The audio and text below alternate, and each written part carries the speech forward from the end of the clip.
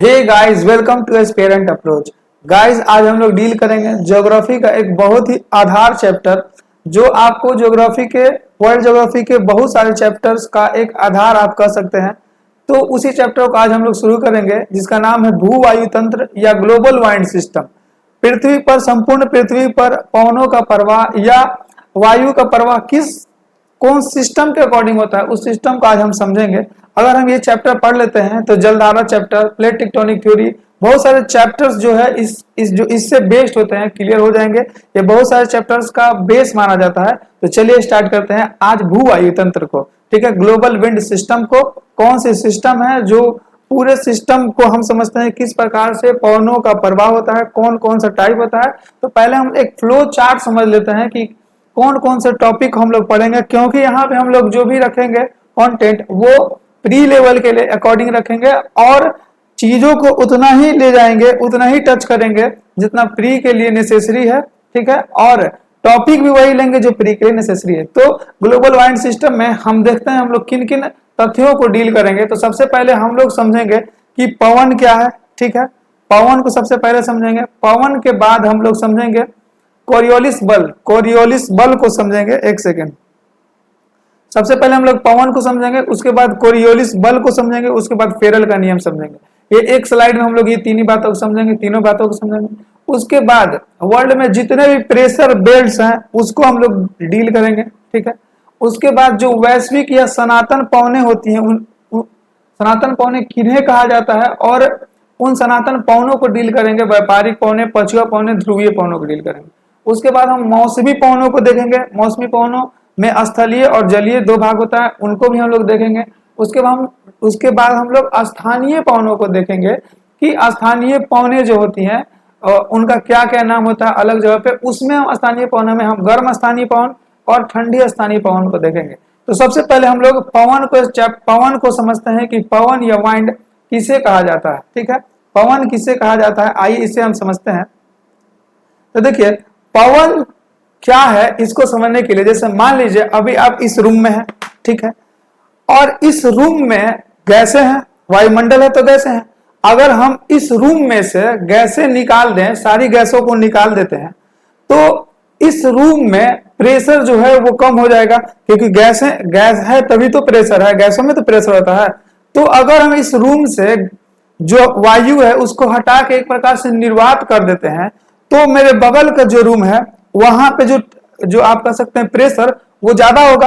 तो अब जो ही हम यहाँ पे खाली कर देंगे, यहाँ के जो गैसों को निकाल देंगे, तो बगल का जो एटमॉस्फेयर में जो गैस है वो गैस इधर आने लगेंगी। वो भी डायरेक्शन कैसे आएंगी, क्षैतिज आएंगी, क्षैतिज इस प्रकार से आएंगी, हॉरिजॉन्टल नहीं क्षैतिज आएंगी, सॉरी हॉरिजॉन्टल आएंगी, वर्टिकल नहीं आएंगी, क्षैतिज आएंगी। तो इसे ही पवन कहा जाता है। ये तो हुआ किताबी लैंग्वेज। अब हम आपको समझाते हैं कि क्या मतलब प्रैक्टिकल में आप समझ सकते हैं। जैसे देखिए एकदम बहुत उमस के गर्मी किया था, लू बह रहा था। ठीक है, आप आए घर में एकदम सुत गए। अब पंखा भी गर्म हवा दे रहा है कि टेम्परेचर जब हाई हुआ है पूरा 40 के करीब टेम्परेचर है, 38 के करीब, तो पूरा टेम्परेचर पूरा घर धीका हुआ है तो वायु भी गर्म है। अब पंखो चलाने का मन नहीं कर रहा है, खा लिए थे जबरदस्त तो नींद झोंक दिया, सुत गए। अब नींद झोंक दिया, सुत तो गए थे, तब क्या हुआ कि मौसम बदल गया। हम रूम बंद करके सोते थे कि लू चल रहा था, हवा गरम गरम आ रहा था, इसीलिए चलो कम से कम पसीने आएगा, कम से कम लू से तो बढ़िया है, तो हम सोए थे। तब तक क्या हुआ कि मौसम चेंज हो गया। चीजों को समझिएगा, प्रैक्टिकली लाइफ से जोड़ के बता रहे हैं। तब तक क्या हुआ कि मौसम जो हुआ वो चेंज हो गया। अब जब मौसम चेंज हुआ, वर्षा हो गई। अब वर्षा होने के बाद क्या हो जाता है कि वर्षा होने के बाद जो है माहौल जो है वो ठंडा हो जाता है।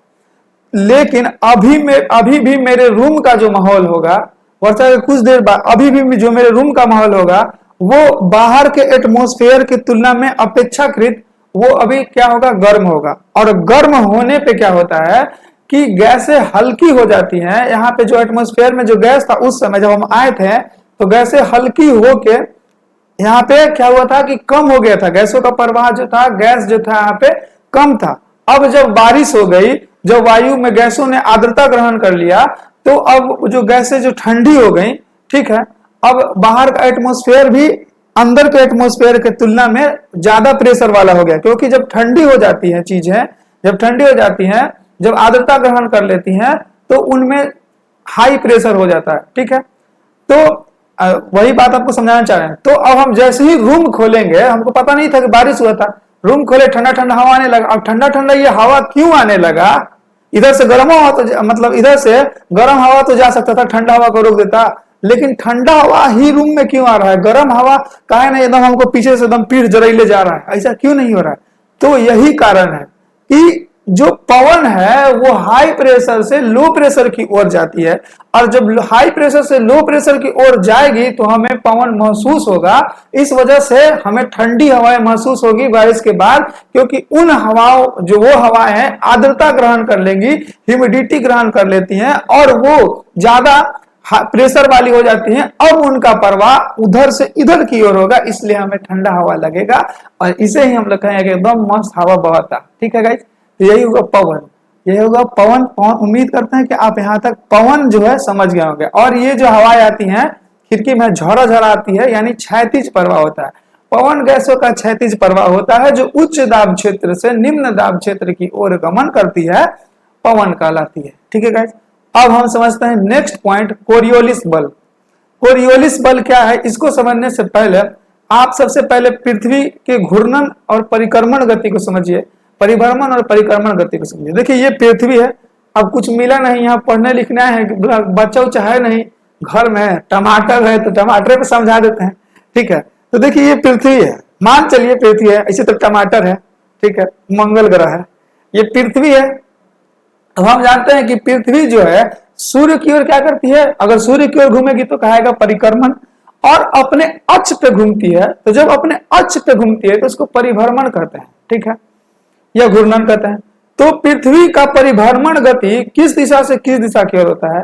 तो जब से पृथ्वी बनी है तब से अभी तक पृथ्वी पश्चिम से पूर्व दिशा की ओर घूर्णन कर रही है। इस प्रकार से ये डायरेक्शन है, पश्चिम से पूर्व दिशा की ओर। यहाँ पे हम लोग कोरियोलिस बल को समझ रहे हैं। ठीक है गाइस, तो देखिए कोरियोलिस बल क्या है, तो यह घूर्णन कर रही है पृथ्वी। अब यहाँ पे जैसा कि आप जानते हैं, यहाँ पे बहुत सारा वायुमंडल का लेयर पाया जाता है। पृथ्वी के ऊपर लेयर है, इसलिए यहाँ पे जीवन है, वायुमंडल इसलिए जीवन है। ठीक है, मतलब जीवन के उत्तरदायी कारणों में ये भी एक है। ठीक है, तो यहाँ पे बहुत सारे लेयर जो है, क्षोभ मंडल, सप्ताह मंडल, मध्य मंडल, बाह्य मंडल, आयन मंडल, जो भी मंडल है, तो जब पृथ्वी यहाँ पे घूर्णन स्टार्ट की तो क्षोभ मंडल में जो उपस्थित वायु है उससे क्या हुआ, घर्षण हुआ। क्या हुआ? घर्षण हुआ। अब जब घर्षण हुआ, इस प्रकार से समझिए, ये पृथ्वी इस साइड से घूम रही है, और यहाँ पे क्षोभ मंडल का वायु पृथ्वी इस साइड से घूम रही है, तो जो देखिए इस साइड से पृथ्वी इस पश्चिम से पूरे घूम रही है, तो यहाँ क्षोभ मंडल की वायु से टकराएगी जब, तो टकराने के बाद ये घूर्णन के विपरीत दिशा में आगे बढ़ेगी। अगर मान लीजिए ये घूर्णन रुक जाए तो क्या ये क्षोभ मंडल की वायु आगे बढ़ेगा? नहीं बढ़ेगा, तो हमें हवा नहीं महसूस होगा, मतलब पवनों का प्रवाह नहीं होगा। तो पवनों के प्रवाह के लिए उत्तरदायी कारणों में एक कारण है, कौन सा कारण है? पृथ्वी की घूर्णन गति। अब पृथ्वी जब घूर्णन कर रही है तो क्षोभ मंडल का जो वायु है वो पृथ्वी से टकरा के आगे बढ़ रहा है, और उसके घूर्णन के विपरीत दिशा में आगे बढ़ रहा है। जब इसकी घूर्णन के विपरीत दिशा में आगे बढ़ रहा है, यहां तक बातें उम्मीद करते हैं आप समझ गए होंगे कि जो पवनों का प्रवाह हो रहा है वो पृथ्वी के घूर्णन के चलते हो रहा है। अब हम आगे आपको दिखाते हैं एक पिक्चर। यहाँ पे देखिए, यहाँ पे पृथ्वी 0 डिग्री पे जो है बिल्कुल फ्लैट है। यहाँ पे देखिए 0 डिग्री फ्लैट है, लेकिन जैसे ही हम आगे बढ़ रहे हैं 1 डिग्री 2 डिग्री 3 डिग्री ढाल होते जा रहा है। पृथ्वी जो ये ढाल की ओर झुकती जा रही है, मतलब ढाल होते जा रहा है। तो यहाँ पे तो 0 डिग्री पे जब फ्लैट है, तो पृथ्वी जब घूर्णन कर रही है और क्षोभ मंडल का वायु टकरा रहा है, तो ये 0 डिग्री, ये 0 डिग्री देखिए, यहाँ से ये 0 डिग्री जो है, 0 डिग्री पे तो पौने एकदम सीधे निकल जाएंगे, एकदम सीधे, क्योंकि यहाँ पे सतह जो है फ्लैट है ना भाई, देखिए एकदम फ्लैट है, 0 डिग्री फ्लैट है। लेकिन जो ही हम 1 डिग्री 2 डिग्री 3 डिग्री जब आगे बढ़ेंगे तो हमको ढाल मिलेगा। अब ढाल मिलेगा, यहाँ जब फ्लैट एकदम सीधे सीधे पकड़ ले निकल जाएगा, लेकिन ढाल मिलेगा तो 1 डिग्री चले चाहे 5 डिग्री पे चल रहा है ढाल पे, और ढाल पे चलने का आदमी का चीज होता है, आदमी सुसुरता है ना ढाल पे। जनरली आपको बोल रहे हैं, अगर आप ढाल पे चलिएगा तो स्लिप कीजिएगा। उसी प्रकार से जब पौने 5 10 15 20 30 डिग्री पे चलती हैं तो ये स्लाइड होने लगती हैं। ये एक बल का अनुभव करके स्लाइड होने लगती हैं। ये स्लोप के चलते, स्लोप से टकराकर एक बल का अनुभव करती हैं और ये स्लाइड होने लगती हैं। तो जो स्लाइड करने के लिए जो उत्तरदायी बल होता है उससे ही हम लोग कोरियोलिस बल करते हैं। उम्मीद करते हैं गाइस यहां तक आप बातों को अच्छी तरीके से समझ गए होंगे। पृथ्वी के घूर्णन के कारण और इसकी स्लाइड के कारण अपनी मूल दिशा से पौने 0 डिग्री पे तो एकदम चलेंगे तो हम सटले एकदम बराबर है, लेकिन जैसे स्लाइड आएगा तो सिसरना स्टार्ट हो जाएगा और मूल दिशा से वो कुछ मुड़ जाती हैं। पौनों को मुड़ने के लिए जो बल उत्तरदायी हुआ, स्लोप के कारण जो बल यहाँ पे लगा, उसे ही हम लोग कोरियोलिस बल कहते हैं। और कोरियोलिस बल का मान जो है विषुवत से रेखा से, अब यहाँ विषुवत इक्वेटोरियल लाइन पे एकदम चपटा सा एकदम सटले जाएगा, लेकिन जैसे जैसे ढाल आगे बढ़ेगा, जैसे देखिए यहाँ देखिए ढाल आगे बढ़ेगा तो ये ज्यादा मुड़ना स्टार्ट करेगी। एकदम खड़ा ढाल होता है तो आदमी एकदम ससरेले नहीं खड़े गिर जाता है। तो उसी हिसाब से आप सोचिए कि जब ध्रुवों की ओर जाएगा तो ढाल बढ़ेगा तो कोरियोलिस बल यानी मुड़ाव जो है ज्यादा बढ़ेगा। तो आपसे पूछा था एक क्वेश्चन कि विक्षेपण सबसे ज्यादा कहाँ होता है। आपको पूछा विषुवत रेखा पे, ध्रुवों पे, उत्तरी कर्क रेखा, मकर रेखा, तो सबसे ज्यादा कहाँ होगा जहां कोरियोलिस बल का मान ज्यादा होगा। और जहां कोरियोलिस बल का मान ज्यादा कहाँ होगा, तो कोरियोलिस बल का ज्यादा मान होगा ध्रुवों पे, तो ध्रुवों पे हो जाएगी सर्वाधिक कोरियोलिस बल। उम्मीद करते हैं आप समझ गए होंगे अच्छी तरीके से। अब आगे हम बढ़ जाते हैं फेरल के नियम पे। तो देखिएगा इस फेरल का नियम क्या है, यही कोरियोलिस बल से ही फेरल का नियम निकलता है। जिस प्रकार से हम आपको बताए थे ये विषुवत रेखा है, विषुवत रेखा के ऊपर जैसे हम बढ़े 1 2 3 4 उत्तरी गोलार्ध में, तो पौने मुड़ने लगे। तो जो पौने जब मुड़ने लगी तो पौने जो मुड़ती है वो उत्तरी गोलार्ध में दाईं ओर मुड़ जाती है और दक्षिणी गोलार्ध में बाईं ओर मुड़ जाती है।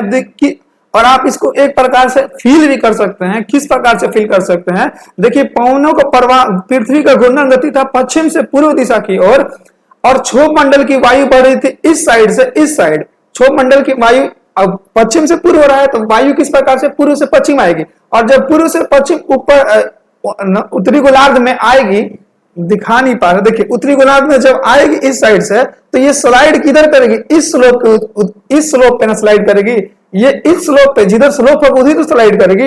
यही फेरल का नियम है। और ये आप देख सकते हैं किस साइड स्लाइड करेगी। अगर यही फेरल का नियम है कि पृथ्वी जो है जो कोरियोलिस बल के कारण पौने जो है उत्तरी गोलार्ध में दाईं ओर मुड़ जाती हैं। आप टमाटर नहीं बॉल लीजिएगा और पृथ्वी को पश्चिम से पूर्व मुड़ाइएगा और ये क्षोभ मंडल की वायु को इस प्रकार से उत्तरी गोलार्ध में लाइएगा तो ये स्लोप की ओर मुड़ेगी और स्लोप राइट साइड में 0 डिग्री से ऊपर देखने को मिलता है। इस वजह से फेरल ने एक नियम दिया। अब ये फेरल अपने वैज्ञानिक तथ्यों के आधार पर दिए हैं कि कोरियोलिस बल के कारण मैंने आपको फील कराया, बस क्योंकि अभी इतने लेवल पे आपको फील कराना ज्यादा इंपॉर्टेंट है। नहीं तो आपको माइंड में आएगा कैसे क्या हो रहा है, तो बस फील कराने का मेरा कार्य है, लेकिन वैज्ञानिक कारण है उसके। तो फेरल के नियम के हिसाब से पौने उत्तरी गोलार्ध में दाईं ओर और दक्षिणी गोलार्ध में बाईं ओर मुड़ जाती है। उत्तरी गोलार्ध में दाईं ओर, दक्षिणी गोलार्ध में बाईं ओर मुड़ जाती है। ठीक है, ये हुआ फेरल का नियम। अब हम आगे बढ़ जाते हैं। तो हमने क्या पढ़ लिया, हमने पढ़ लिया पवन, पढ़ लिया कोरियोलिस बल, फेरल का नियम पढ़ लिया। अब हम देखते हैं प्रेशर बेल्ट को, और प्रेशर बेल्ट किस प्रकार से बनता है इसको भी हम लोग देखेंगे। तो सबसे पहले हम लोग देखते हैं कि प्रेशर बेल्ट किस प्रकार से बनता है, थोड़ा इसको हम लोग देख लेते हैं गाइस। तो देखिए ये देखिए, ये इमेज जो है बहुत अच्छे तरीका से आप समझिएगा। इसी इमेज को समझ लीजिएगा। स्लाइड मैंने लिख के दे दिया है, वही पीपीटी आपको मिल जाएगा, उसका जाके मार्केट से पीडीएफ निकलवा लीजिए या खुद से लिख लीजिए। ठीक है गाइस, अब यहाँ पे समझिए। देखिए सूर्य का प्रकाश जो होता है विषुवत रेखा पे जो होता है वो सर्वाधिक होता है, एकदम सीधे गिरता है। अब जब सीधे गिरेगा तो भाई यहाँ का तापमान है, जाहिर सी बात है यहाँ का तापमान जो है ज्यादा होगा। ठीक है, अब जब यहाँ पे तापमान ज्यादा होता है तो यहाँ के वायु में जो ह्यूमिडिटी है, जो आप एक प्रकार से कह सकते हैं बरसात के बाद जो पानी जो ठंडा हो गया था जो, ठीक है, तो यहाँ पे जो ह्यूमिडिटी था, वायु में जो नमी था, पानी था एक प्रकार से, वो पानी सूख जाएगा। जब जो ह्यूमिडिटी सूख जाएगा तापमान ज्यादा होने के कारण, तो ये हवाएं जब हल्की हो जाएंगी, हल्की होती हैं जब हवाएं, तो हवाएं कहाँ उठेंगी, ऊपर की ओर। ऊपर की ओर जब हवाएं उठेंगी तो यहाँ पे हवाओं में प्रेशर नहीं, यहाँ पे प्रेशर लो प्रेशर हो जाएगा ना। देखिए क्या कह रहे हैं कि जब सूर्य का तापमान विषुवत रेखा पे लगातार सीधे पड़ता है और तापमान की अधिकता के कारण डायरेक्ट सीधे हमेशा पड़ने के कारण यहाँ की वायु जो है आर्द्रता खो देती है, और जब आर्द्रता खो देती है तो वायु हल्की हो जाती है और हल्की होकर ऊपर उठने लगती है, और जब वायु ऊपर उठने लगती है तो यहाँ पे लो प्रेशर का एरिया डेवलप हो जाता है, जिसे हम लोग कहते हैं विषुवतीय लो प्रेशर बेल्ट या कटिबंध। ठीक है, अब आप पूछेगा ठीक है, अब लो उठने का तो ऊपर उठ गई, अब जैसे ही ऊपर उठी तो जैसा आप जानते हैं कि ऊपर पहाड़ पर जाइएगा तो ठंडा लगने लगता है। ठीक है, तो अगर हम ऊपर जाते हैं तो ऊपर जाने के समय हमें ठंडापन महसूस होने लगता है। तो जैसे ही पवन उठती हैं, बस जनरल लैंग्वेज का ही उपयोग कर रहे हैं, ज्यादा बातों को नहीं जा रहे हैं कि इतना डिग्री पे इतना आप किलोमीटर जाइएगा तो 1 डिग्री सेल्सियस, वो सारी बातों को हम जान से नहीं बोल रहे, बस इसी में बहुत सारा इतना बात है, इसलिए हम एकदम जनरल बात बोल रहे हैं कि जनरल बात आपसे ये बोले कि जब पवनें ऊपर उठती हैं तो ऊपर उठने के बाद कुछ दूरी के बाद जाती हैं तो ऊपर का एटमॉस्फेयर जो है ठंडा है, ठंडा होने के बाद वायु वहां पे पवनें फिर से जो है आर्द्रता ग्रहण कर लेती हैं, फिर से वो ठंडी हो जाती हैं, और जब ठंडी हो जाएंगी तब ऊपर थोड़ी उठेगी, अब नीचे, जब भारी हो गए तो नीचे गिरेगा, और भारी होकर नीचे गिरेगा तो हाई प्रेशर से गिरेगा। ठीक है, जैसे मान लीजिए कि आप कोई चीज को ठंडा कर देते हैं, जैसे आप पानी चला के मारिए या बर्फ चला के मारिए, तो दोनों में तेजी कौन जाएगा? बर्फ जाएगा। यानी वहां पे जो ह्यूमिडिटी है वो फिर से एक्वायर कर लिया। अब तो आप बोलिएगा कि सर तो ठीक है कर तो लिया, तो फिर तो ये हाई प्रेशर में बन जाता है। यहां से मान लीजिए ऊपर उठा, ऊपर उठने के बाद ठंडा हो गया, ऊपर हम मान लिए ये बात कि ऊपर ठंडा हो जाता है, जैसे हम देखे हैं कि पहाड़ पर जाते हैं तो हमको ठंडा लगता है, हिमालय पे देखे होंगे, माउंट एवरेस्ट पे। तो आप ये बताइए सर कि जब पवनें फिर से ठंडी हो गई, फिर से ह्यूमिडिटी वो ग्रहण कर ली, तो हचाक से यही न गिरती, यही विषुवत रेखा वाले एरिया पर न गिरती, तो विषुवत रेखा वाले एरिया में गिरेगी कि नहीं गिरेंगी, इस बात को आप जाइए थोड़ा सा बैक। जब थोड़ा सा बैक जाइएगा तो आपको फेरल का नियम और कोरियोलिस बल मिलेगा। ठीक है, जब पवनें ऊपर उठी और जब ये गिरेंगी तो गिरने के क्रम में फेरल का नियम आता है कि पवनें उत्तरी गोलार्ध में दाईं ओर और दक्षिणी गोलार्ध में बाईं ओर मुड़ जाती हैं, और ये मुड़ाव तो होगा कोरियोलिस बल के कारण। ठीक है, और मुड़ाव किस साइड होगा? तो पवनें उत्तरी गोलार्ध में दाईं ओर, दक्षिणी गोलार्ध में बाईं ओर मुड़ जाती है। तो सबसे पहले हम यहाँ के चीज को क्लियर करते हैं। जब विषुवत रेखा पे पड़ती है सूर्य की किरणें लंबवत, तो 10 डिग्री उत्तरी अक्षांश से लेकर 10 डिग्री दक्षिणी अक्षांश के मध्य का जो क्षेत्र है वो लो प्रेशर का एरिया बन जाता है, और पवनें गर्म होकर ऊपर उठ जाती है। ऊपर होने के बाद जब फिर से पुनः वायु जब ठंडी होती है, जब पुनः वायु ठंडी होती है, तो ठंडी होने के बाद जब गिरती है तो ये वायु गिरती है 23.5 डिग्री से 35 डिग्री के मध्य, ये वायु गिरती है दोनों साइड। अब ये गिरती हैं तो एक ये बेल्ट का निर्माण बनाती है, और ये बेल्ट कैसा होगा? हाई प्रेशर होगा, क्योंकि ये जो पवन है वो आर्द्रता युक्त है, लेकिन आर्द्रता युक्त है तो इस कटिबंध को हम क्या कहेंगे? उपोष्ण। उष्ण किसको कहेंगे? यहाँ पे उष्ण कटिबंध यहाँ बनेगा उपोष्ण। देखिए राष्ट्रपति उपराष्ट्रपति, उष्ण उपोष्ण, मतलब थोड़ा सा गर्मी होगा, और यहाँ जो प्रेशर बेल्ट बनेगा वो कैसे बनेगा? वो बनेगा हाई प्रेशर बेल्ट, क्योंकि यहाँ की उठी हुई हवाएं ठंडा होकर उधर गिरी, इधर होने उधर गिरी, इधर इधर गिरी, तो उपोष्ण दोनों ओर बनेगा। उपोष्ण उच्च कटिबंधीय, उपोष्ण उच्च कटिबंधीय। उसके बाद हम आगे बढ़ जाते हैं। यहाँ देखिए, यहाँ तो सूर्य का तापमान एकदम सीधे पड़ा था, लेकिन यहाँ ध्रुव के पास सूर्य का तापमान एकदम तिरछा एकदम कम पड़ता है, और जब तापमान कम होता है, कभी कभी माइनस में चला जाता है, तो आप देखे होंगे कि माइनस में जाने के बाद जो नमी होती है, जो यहाँ आसपास की जो भी एटमॉस्फेयर होता है, एटमॉस्फेयर में भी क्या होता है कि एकदम नमी हो जाता है जब माइनस में जाता है। आप देखे होंगे फ्रिज देखिएगा, जब आप जाते हैं फ्रिज लेने तो फ्रिज में तो सिर्फ डाला हुआ था क्या? सिर्फ तो डाला हुआ था आइसक्रीम, लेकिन आप जब फ्रिज का डब्बा खोलिएगा तो उसके दीवारों पे देखिएगा बर्फ का एक लेयर बन जाता है। वो लेयर क्या है? वो उसमें मौजूद जो एटमॉस्फेयर था वो तापमान के चलते वो आर्द्रता ग्रहण कर लिया, वहां की गैसें जो आर्द्रता ग्रहण करके वो भी जम गई। इस वजह से वहां पे जब जम जाती हैं तो वो ह्यूमिडिटी ग्रहण कर लेती है, ह्यूमिडिटी ग्रहण कर लेती है तो वो प्रेशर युक्त हो जाती है। बर्फ समझ लेते हैं, ढेला चला के पानी चला के मारिए तो चोट लगेगा जी ना, तो बर्फ चला के मारिएगा तो चोट लगेगा। इसी प्रकार से आप एक जनरल उदाहरण कि उत्तर प्रदेश से जब तापमान कम होगा तो हाई प्रेशर हो जाएगा, जब माइनस में चला गया तो यहाँ पे जो भी क्षेत्र है वो वहां का एटमोस्फेयर जो है वो ग्रहण कर लेगा ह्यूमिडिटी और वो जम जाएगा, वो बर्फ का पूरा एक लेयर बना देगा। तो इस प्रकार से यहाँ भी उच्च दाब का निर्माण हो जाएगा, ध्रुवीय उच्च दाब का निर्माण हो जाएगा।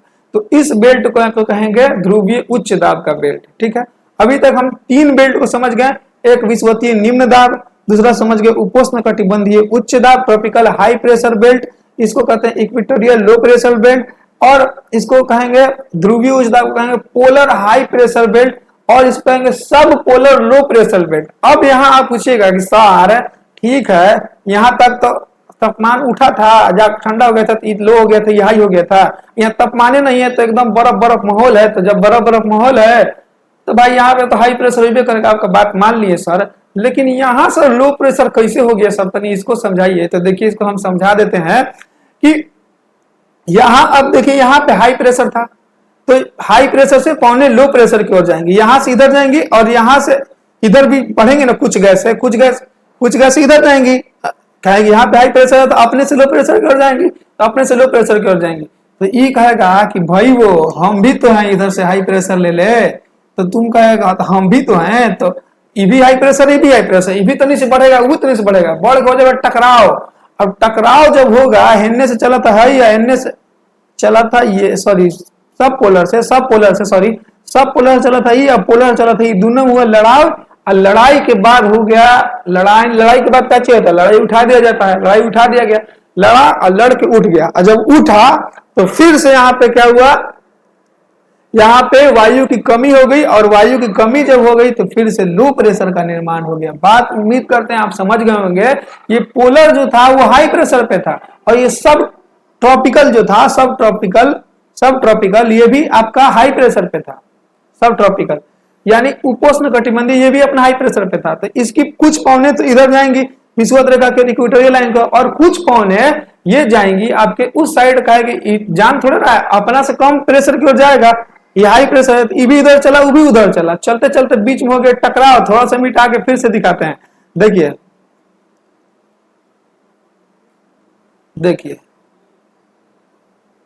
देखिए यहां से चला था कौन, यहां से सब ट्रॉपिकल से चला था, आगे बढ़ा था कौन भैया, तो आगे बढ़ा था आपको सब ट्रॉपिकल का है कि, तो कह रहा था कि हम हाई प्रेशर वाले हैं भाई, हम लो प्रेशर पर जाएंगे, इधर हल्का लो प्रेशर था तो चल दिया, तो इधर से कहा अच्छा बाबू हम तो लोहे प्रेशर के हैं, आओ तो फरिया लिया जाए, लड़ाई हो गया, लड़ाई होने के बाद यहाँ उठ जाएंगी पौने, अब हाई प्रेशर लड़ के उठ गई, और तो यहाँ पे वायु हो गया खाली, तो यहाँ भी हो जाएगा लो प्रेशर बेल्ट का निर्माण हो जाएगा।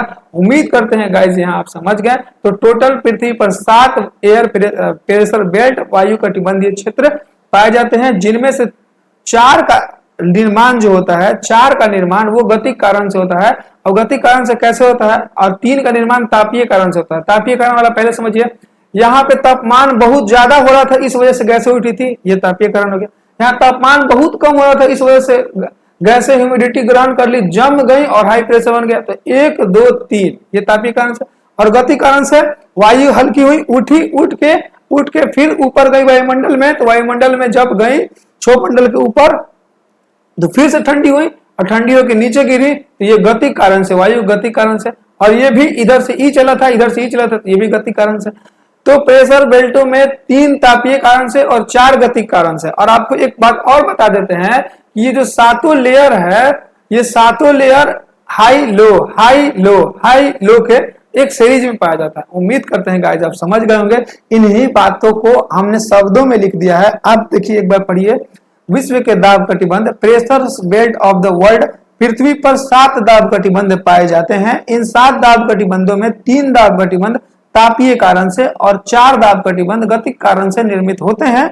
इन 7 दाब कटिबंधों में से 3 दाब कटिबंध निम्न दाब के और 4 कटिबंध उच्च दाब के होते हैं। ठीक है, हाई लो ये 7 दाब कटिबंध उच्च निम्न दाब की श्रृंखला के रूप में पाए जाते हैं। उम्मीद करते हैं गाइस आप यहाँ तक की सारी बातों को समझ गए होंगे।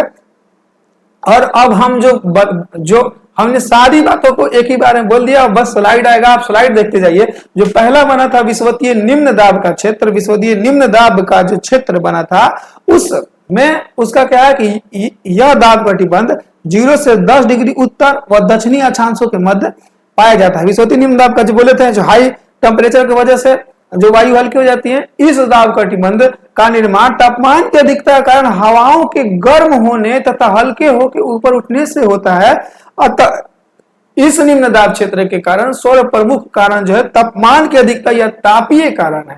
ठीक है गाइस, अब यहाँ पे आप समझ गए हैं कि 0 से 10 डिग्री के मध्य तो सर आप बोले थे कि ठीक है बन जाएगा लो प्रेशर, लेकिन हम आपको एक बात और समझाते हैं, थोड़ा यहाँ पे गौर से देखिएगा।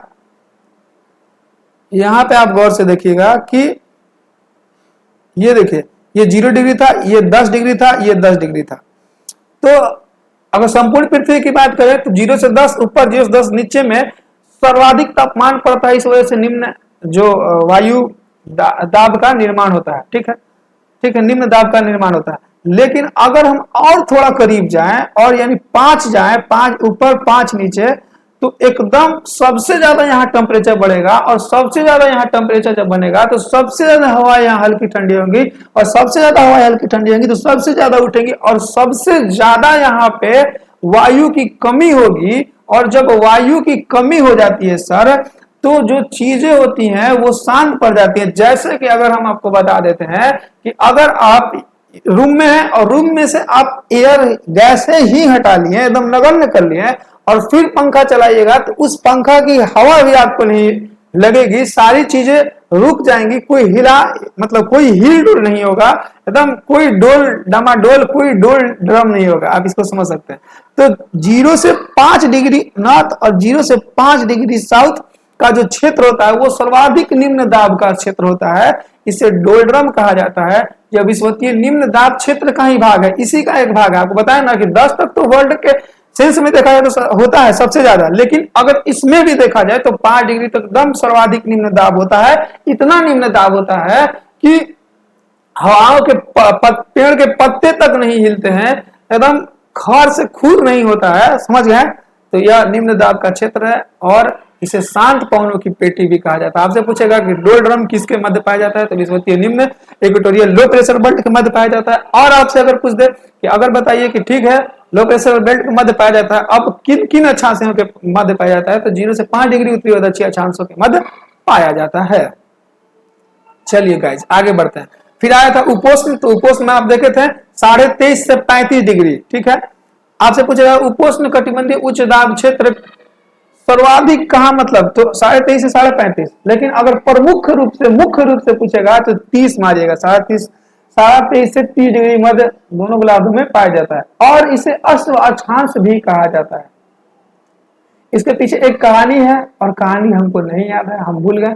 अश्व अक्षांश इसको क्यों कहा जाता है, एक बार पढ़े थे। ठीक है, तो अश्व अक्षांश भी कहा जाता है। इस दाब कटिबंध का निर्माण विषुवतीय क्षेत्र से उठने वाली गर्म तथा हल्की पवनों, वही जो आपको बोले थे कि जब गर्म होकर उठ गया, अब उठ के बाद ऊंचाई पे गया तो ऊंचाई पे जो होता है ठंडा होता है, ठंडा हो जाता है तो फिर से वो आर्द्रता ग्रहण कर लेते हैं। वायु ऊपर गई, फिर से वो आर्द्रता ग्रहण कर ली, आर्द्रता युक्त भारी होकर वो नीचे की ओर गिरती है। अतः इस दाब कटिबंध के कारण सौर प्रमुख कारण पवनों की गति है, हाई प्रेशर फिर से बन जाता है।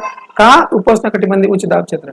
ठीक है, ये सारी चीजों को मैंने लिख दिया, आप एक बार अच्छे से पढ़ लीजिएगा, मैंने समझा दिया। अच्छा ठीक है, मैं एक बार पढ़ देता हूँ। ठीक है, जैसे यहाँ पे देखिए, फिर ध्रुवीय उच्च दाब क्षेत्र यह था 75 से 90 डिग्री अक्षांशों के मध्य दोनों गोलार्धों में पाया जाता है। ठीक है गाइस, कीवर्ड है, कीवर्ड के रूप में आप 75 से 90 लिख सकते हैं।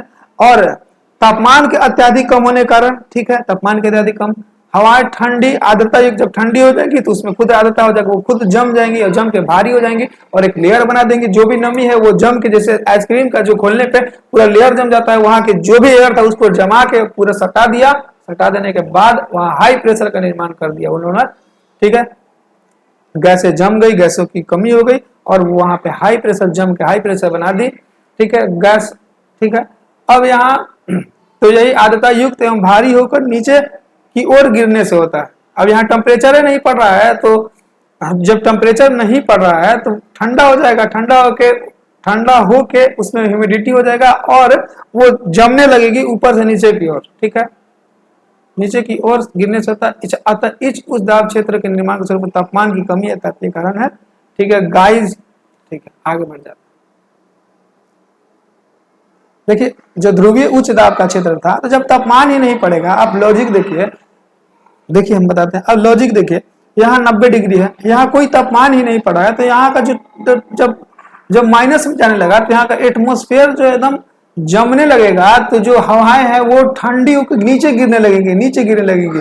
जब बर्फ युक्त होकर नीचे गिरने लगेंगे तो ये जो प्रेशर है, ये जो बेल्ट है वो हाई प्रेशर बन जाएगा। यही बात उसने लिखा हुआ है। ठीक है, अब आगे बढ़ जाते हैं। और ध्रुवीय वही 45 से 65 डिग्री के मध्य, इधर से ऊ चलेगा, उधर से ई चलेगा, लड़के उठ जाएगा, दोनों हाई, लड़के उठ गया तो लो प्रेशर बन गया। देखिए इस दाब कटिबंध का विस्तार 45 से 65 डिग्री अक्षांशों के मध्य दोनों गोलार्धों में पाया जाता है। इस दाब कटिबंध का निर्माण उपोष्ण कटिबंधीय क्षेत्र से चलने वाली पवनों, ध्रुवीय क्षेत्र से चलने वाली पवनों के आपस में टकराकर ऊपर की ओर गमन करने से होता था। इस निम्न दाब क्षेत्र का निर्माण का सर्वाधिक प्रमुख कारण पवनों की गति या गति के कारण माना जाता है। उम्मीद करते हैं गाइस आप समझ गए होंगे। तो हमने कहां तक ले लिया, 2 स्लाइड हमने ले लिया। पहले तो हमने पवनों को समझा, उसके बाद हमने कोरियोलिस बल, फेरल का नियम, उसके बाद हमने क्या देखा, दाब कटिबंधों को देख लिया। अब हम लोग देख रहे हैं वैश्विक या सनातन या ग्राह्य पवनों को देख रहे हैं। अब हम लोग पवन का जो क्लासिफिकेशन देख रहे हैं। तो देखिए कुछ पवनें जो होती हैं वो पूरे पृथ्वी पे लगातार चलती रहती है। जब से पृथ्वी बना है तब से वो चल रही है लगातार। वो संपूर्ण विश्व स्तर पर बिना रुके निरंतर एक ही दिशा में, उनके डायरेक्शन में चेंजिंग नहीं होता। अगर ऐसे चल रही है तो ऐसे चलेगी, ऐसे चलेगी तो ऐसे चलेगी, एक ही दिशा में प्रवाहित हो रही है अभी तक, वो वैश्विक पवनें कहलाती हैं। ये मुख्य रूप से ये 3 प्रकार की होती हैं। एक होता है व्यापारिक पवनें, दूसरा होता है पछुआ पवनें और तीसरा होता है ध्रुवीय पवनें। ठीक है, तो हम बारी बारी से तीनों को समझ लेते हैं। ठीक है गाइस, आगे बढ़ते हैं, व्यापारिक पवनों को समझते हैं। तो देखिए जो व्यापारिक पवनें होती हैं गाइस, ये पवनें जो होती हैं ये उपोष्ण कटिबंधीय उच्च दाब जो क्षेत्र होता है वहां से विषुवतीय निम्न दाब क्षेत्र की ओर एक और, जैसे देखिए आपको समझाता है, ये हुआ पृथ्वी, थोड़ा सा उठा देते हैं यहाँ, ये हुआ अपना अर्थ। ठीक है, यहां था 0 डिग्री,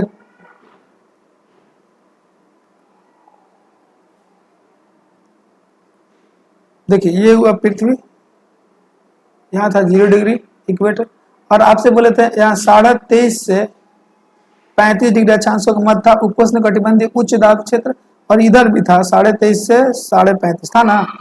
तो यहां से लेकर यहां तक जो पवनें प्रवाहित होती रहती हैं, उन्हीं पवनों को व्यापारिक पवनें या ट्रेड वाइंड्स के नाम से जाना जाता है। दोनों गोलार्ध में वे पवनें जो उपोष्ण कटिबंधीय उच्च दाब क्षेत्र से विषुवतीय निम्न दाब क्षेत्र की ओर गमन करती हैं, व्यापारिक पवनें कहलाती हैं। और ये दोनों गोलार्धों में, उत्तरी गोलार्ध में भी और दक्षिणी गोलार्ध में भी, उत्तरी गोलार्ध में इनकी दिशा जो होती है वो उत्तर पूर्व से दक्षिण पश्चिम की, इस बात बस इतना समझिए। ट्रेड वाइंड किसको कहेंगे, तो ट्रेड वाइंड कहेंगे कि उपोष्ण कटिबंधीय उच्च दाब से विषुवतीय निम्न दाब क्षेत्र की ओर दोनों गोलार्धों में गमन करने वाली जो वायु होगी, जो पवन होगी, उसे हम व्यापारिक पवनों कहेंगे। अब यहाँ पे आपको एक चीज फिर से फेरल चचाएंगे और हमको बताएंगे कि उत्तरी गोलार्ध में इसकी दिशा किस प्रकार से होगी और दक्षिणी गोलार्ध में इसकी दिशा किस प्रकार से होगी। तो फेरल का जो नियम है, फेरल का नियम कहता है कि पवनें उत्तरी गोलार्ध में दाईं ओर और दक्षिणी गोलार्ध में बाईं ओर मुड़ जाती है। तो हम आते हैं सबसे पहले इस वाले पिक्चर पे, कहाँ गया, इस वाले उत्तरी गोलार्ध में दाईं ओर, ठीक है, इस वाले पिक्चर पे आते हैं। देखिए पवनों का प्रवाह हो रहा था सब ट्रॉपिकल हाई प्रेशर बेल्ट से इक्वेटोरियल लो प्रेशर बेल्ट की ओर, और इधर से भी पवनें आगे चलेंगी, कहेंगे हाई है इधर लो है, इधर की ओर चलेंगी।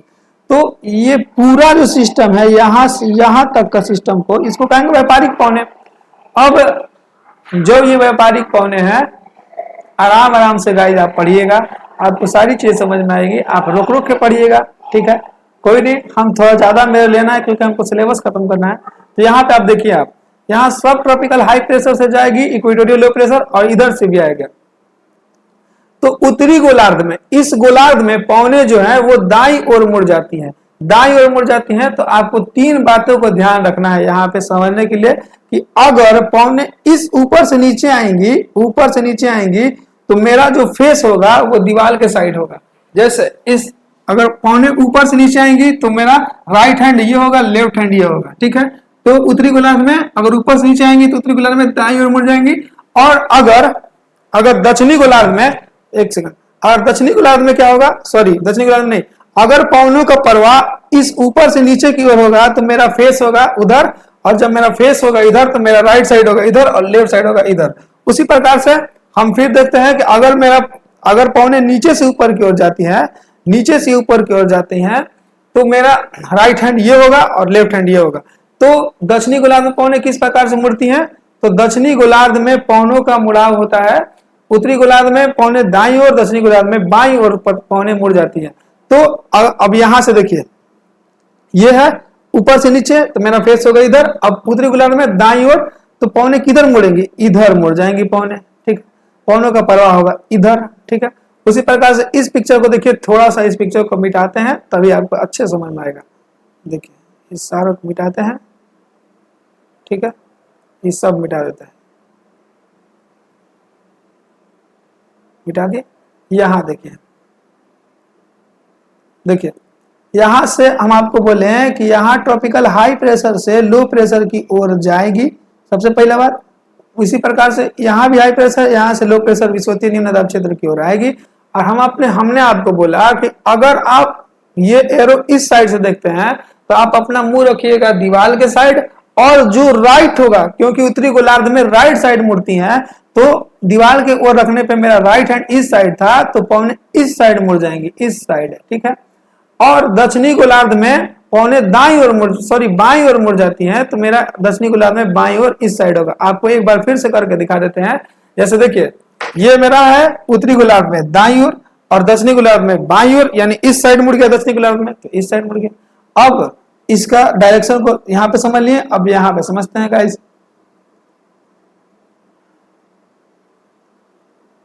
देखिए ये है ना व्यापारिक पौने। देखिए उत्तरी गोलार्ध में, देखिए एक पिक्चर डायग्राम बनाते हैं, यहाँ पे अच्छे से बनाते हैं। देखिए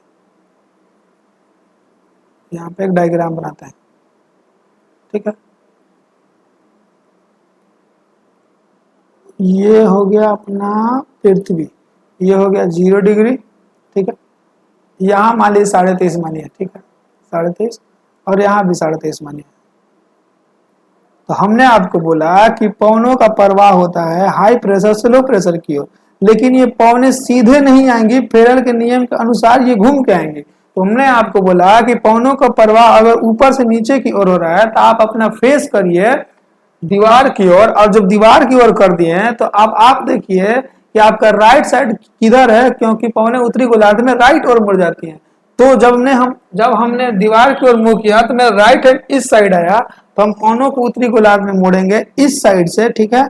और जब मैंने आपको बोला कि पौनों का प्रवाह इस दिशा में होगा, तो आप कैमरा के सामने हो जाइए, और आपका जो लेफ्ट होगा, क्योंकि दक्षिणी गोलार्ध में लेफ्ट साइड से मुड़ जाती है, तो पौने इस ओर मुड़ जाएंगे, ठीक है, इस ओर मुड़ जाएंगे। अब एक बात और कि पौने जहां से शुरू होती है वहीं से उसका नाम दे दिया जाता है। जैसे पौने ये 3.5 डिग्री से शुरू हुई थी, तो अगर हम देखते हैं पौनों का प्रवाह, तो ये east, west, north and south, पवन इस दिशा से उठा, तो ये देखिए नॉर्थ और क्या है, ईस्ट, यानी उत्तर पूर्व व्यापारिक पौने कहेंगे। उत्तर वाले को उत्तर क्यों कहेंगे, क्योंकि उत्तरी गोलार्ध में है, ठीक है। और डायरेक्शन में भी देख लीजिए कि उत्तर पूर्व में स्थित है। तो पौने यहां से चली और चली, तो जहां से चल के जा किस ओर रही है, जा रही है ये दक्षिण पश्चिम की ओर, लेकिन हम कहेंगे कि ये उत्तर पूर्व की व्यापारिक पौने हैं। अतः इन व्यापारिक पौनों को हम 2 भागों में बांटते हैं। एक होगा उत्तर पूर्व की व्यापारिक पौने, क्यों होगा, क्योंकि पौने जहां से चलती है वही इनका नाम होता है। ये उत्तर पूर्व से चल रही है, भले दक्षिण पश्चिम की ओर चल रही है, लेकिन नाम होगा उत्तर पूर्व के व्यापारिक पौने। और एक पौने यहाँ इस बिंदु से चली थी, तो इस बिंदु पे अगर आप नॉर्थ वेस्ट साउथ बनाते हैं, देखिए इस बिंदु से चली थी, तो ये अगर बनाते हैं तो ये की डायरेक्शन से चलना स्टार्ट की, ये डायरेक्शन से चलना स्टार्ट की दक्षिण पश्चिम से, दक्षिण, यहाँ साउथ है, सॉरी दक्षिण पूर्व से चली उत्तर पश्चिम की ओर। तो ये कहेगी दक्षिण पूर्व की व्यापारिक पवनें। उम्मीद करते हैं गाइस आप समझ गए होंगे।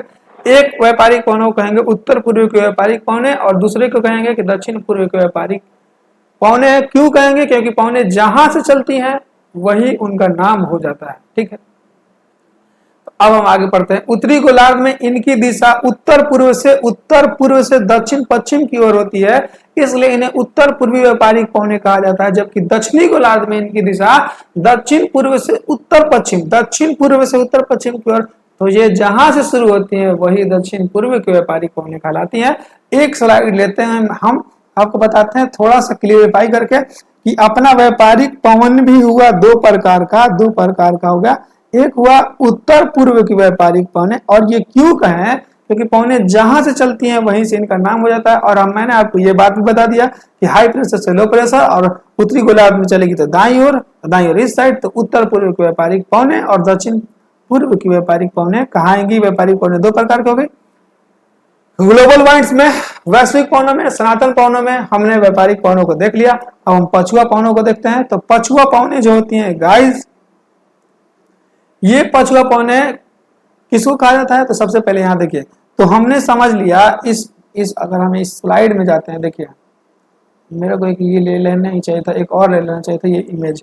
देखिए हमने आपको बोला कि यहां से आप यहां तक आए तो आपको कहा व्यापारिक पवनें। अब यहां से ये सब ट्रॉपिकल हाई प्रेशर बेल्ट, उपोष्ण उच्च कटिबंधीय दाब से आप सब पोलर यानी अधोध्रुवी निम्न दाब की ओर जाएंगे तो आपको मिलेगी पछुआ पवन। ठीक है, कौन मिलेगी? पछुआ पवन। तो जैसा कि हम जानते हैं कि इस सब ट्रॉपिकल से आगे जाते हैं और इधर पोलर से भी आगे आते हैं, तो पहले हम आगे जाते हैं, इस डायरेक्शन में आगे जाते हैं, तब ना जाकर हम लड़ते हैं। पहले आगे जाते हैं तब ना ऊपर से लड़ते हैं, तो पहले हम आगे जाते हैं।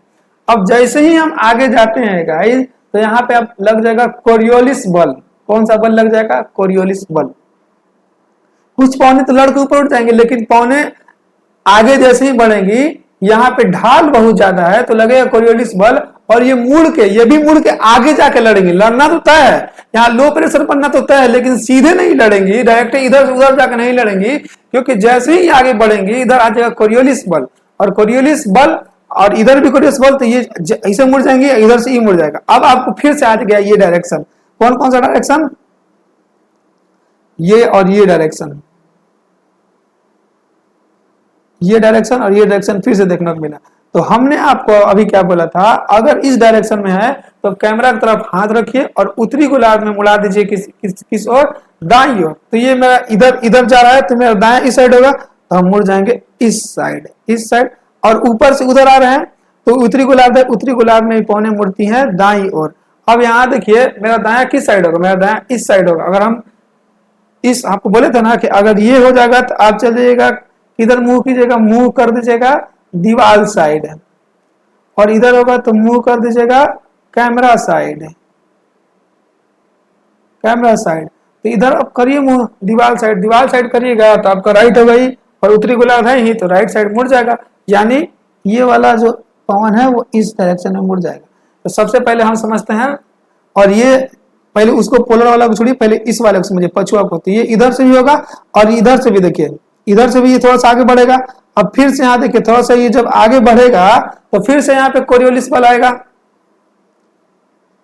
दोनों गोलार्ध में तो आगे बढ़ेगा पवन, दोनों गोलार्ध में बढ़ेगा। तो जब पवन उत्तरी गोलार्ध में बढ़ा तो इस साइड मुड़ गया। अब दक्षिणी गोलार्ध में बढ़ाइए, तो जब दक्षिणी गोलार्ध में बढ़ाइएगा, देखिए यहां से आपको बढ़ाना है इस साइड। जब इस साइड आप बढ़ाइएगा तो देखिए ये हो गया इस डायरेक्शन, यानी मुंह दीवार की तरफ कर देना है, और दीवार की तरफ करना है तो ये मेरा राइट, ये मेरा लेफ्ट। अब दक्षिणी गोलार्ध में पवनें किस ओर मुड़ जाती हैं? तो दक्षिणी गोलार्ध में पवनें लेफ्ट ओर मुड़ जाती हैं, तो लेफ्ट इस साइड मुड़ जाएगा। ठीक है, अब हम आते हैं पछुआ पवनों पे। यहाँ पे देखिए समझते हैं पछुआ पवन। पछुआ पवन कहाँ गए भाई? यहाँ रहा अपना पछुआ पवन। एक खाका बनाते हैं फिर से आपको समझाने के लिए। देखिए यहाँ था 0 डिग्री, यहाँ था 23.5, और यहाँ भी अपना था 23.5, यानी 23.5। ठीक है, ये था इधर, ये था इधर, यहाँ से यहाँ वाला तो कहा गया ट्रेंड वाइंड है, ट्रेंड वाइंड दो भाग में, उत्तरी गोलार्ध में है तो उत्तर पूर्व की, क्योंकि यहाँ से चल के इधर मुड़ गया था, तो जहां से चलता है वहीं से ले लिया जाता है इसको। ठीक है गाइज, अब हम यहाँ से देखते हैं कि यहाँ से पौने अगर इधर जाती हैं और पौने यहाँ से इधर जाती हैं, तो मैंने आपको बोला था कि पौने उत्तरी गोलार्ध में दाईं ओर, तो अब मैंने आपको यह भी बोला था कि अगर इस ओर हो तो आप कैमरा के साइड मूव कर दीजिएगा, अगर इस ओर हो तो आप वॉल के साइड मूव कर दीजिएगा और लेफ्ट राइट देख लीजिएगा। अब उत्तरी गोलार्ध है, कैमरा के साइड है तो इधर मुड़ जाएगा। ठीक है, अब दक्षिणी गोलार्ध है इधर, हम फिर वॉल के साइड करेंगे और हम दक्षिणी गोलार्ध है तो बाएं ओर मुड़ जाएंगे, तो ये वॉल साइड किए और ये बाएं ओर मुड़ जाएंगे, यानी हम इस ओर मुड़ जाएंगे, इस ओर मुड़ जाएंगे। तो यही बात है आपको यहाँ पे देखने को मिलता है। यहाँ देखिए, देखिए अब हम समझते हैं। देखिए पहले हम उत्तरी गोलार्ध में समझते हैं। उत्तरी गोलार्ध में पौने किस प्रकार से मुड़ी, यहां से चली थी, सीधे नहीं जाके ऐसे मुड़ गई, यानी पौने चली तो थी ऐसे ऐसे, यानी ऐसे आगे चल गई, से चली थी, चलने के बाद ये पौने मुड़ गई।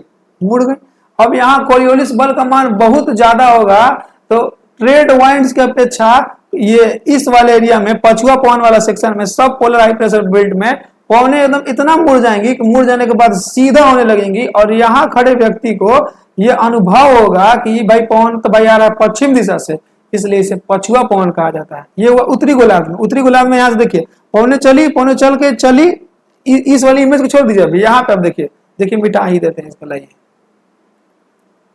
मिटा दिए।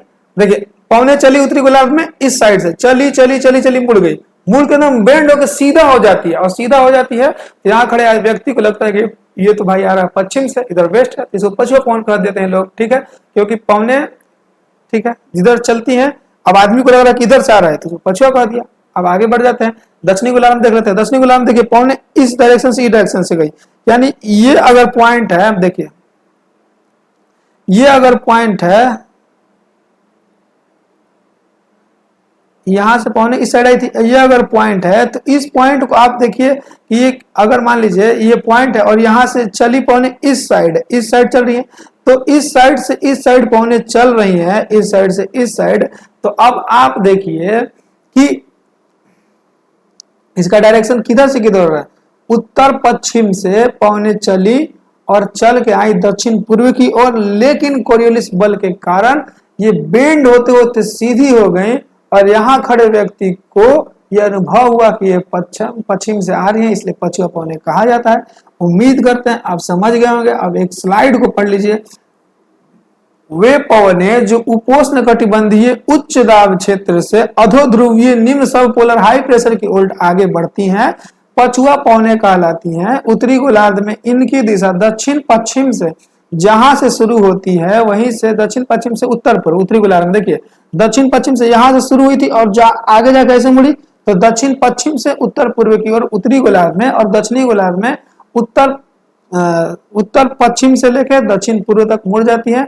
और कोरियोलिस बल की अधिकता के कारण ये पौने पश्चिम दिशा से आती हुई महसूस होती है, सीधी हो जाती है, अतः इसे पछुआ पवन कहा जाता है। उम्मीद करते हैं गाइस अब यहाँ तक समझ गए होंगे। आगे बढ़ जाते हैं। अब थोड़ा सा आपको एक चीज और सुनाता है।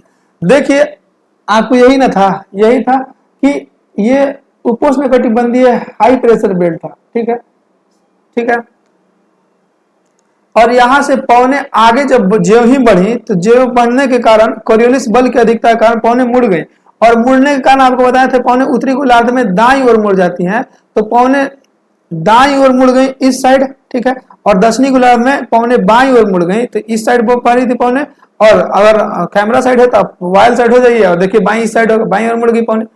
अब यहाँ तो गाइस यहाँ से आगे बढ़ेगी 35 डिग्री से आगे, यहाँ थोड़ा सा आपको अटलांटिक ओशियन, थोड़ा सा पैसिफिक अटलांटिक है, और फिर से अटलांटिक आपको मिल जाएगा। ठीक है, पैसिफिक मिल जाएगा, पैसिफिक अटलांटिक पैसिफिक। लेकिन गाइस यहाँ पे आपको छोटे बड़े बहुत सारे द्वीप महाद्वीप, आपको यहाँ आल्प्स पर्वत से टकरा के हवाएं बहती हैं, तो इन हवाओं की गति में कमी आ जाती है। लेकिन गाइस हम थोड़ा सा नीचे आते हैं, ट्रॉपिकल हाई प्रेशर बेल्ट से आगे बढ़ती हैं, तो बहुत सारे द्वीप इधर से भी चलेगा, तो द्वीप पठार रॉकीज, यहाँ पे रॉकीज पर्वत है, द्वीप, फिर उसके बाद महाद्वीप ऊंचा नीचे होता है, महाद्वीपी प्लेट ऊंचे नीचे होते हैं, तो हवाएं टकरा कर उनकी गति कम हो जाती है। परंतु गाइस यहाँ देखिए अगर ये दक्षिणी गोलार्ध में यही पछुआ पवनें चलती हैं तो यहाँ पे सिर्फ जल है, बस थोड़ा सा यहाँ दक्षिणी अमेरिका का भाग है, थोड़ा सा अफ्रीका का भाग है, थोड़ा सा ऑस्ट्रेलिया, बाकी ये पूरा एरिया जल का है।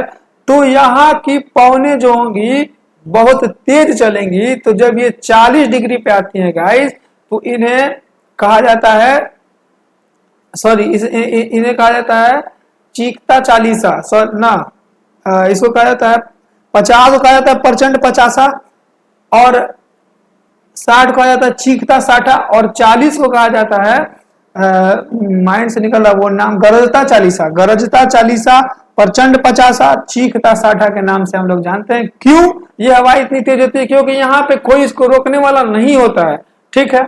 और प्लस में ये चली थी हाई प्रेशर से, तो लो प्रेशर की ओर चलेगी, प्लस में कुछ चीज में टकरा नहीं रही, तो एकदम स्पीड में चलेगी, एकदम स्पीड में चलेगी। तो ये हो जाएगा 40 डिग्री पे गरजता चालीसा कहेंगे, उससे ज्यादा प्रचंड और उससे ज्यादा चीखते हो जाएगी तो चीखता साठा हो जाएगी। उम्मीद करते हैं गाइज आप बातों को समझ गए होंगे, वही बातों को हमने लिख दिया, ठीक है। अब हम ध्रुवीय पवनों को देख लेते हैं।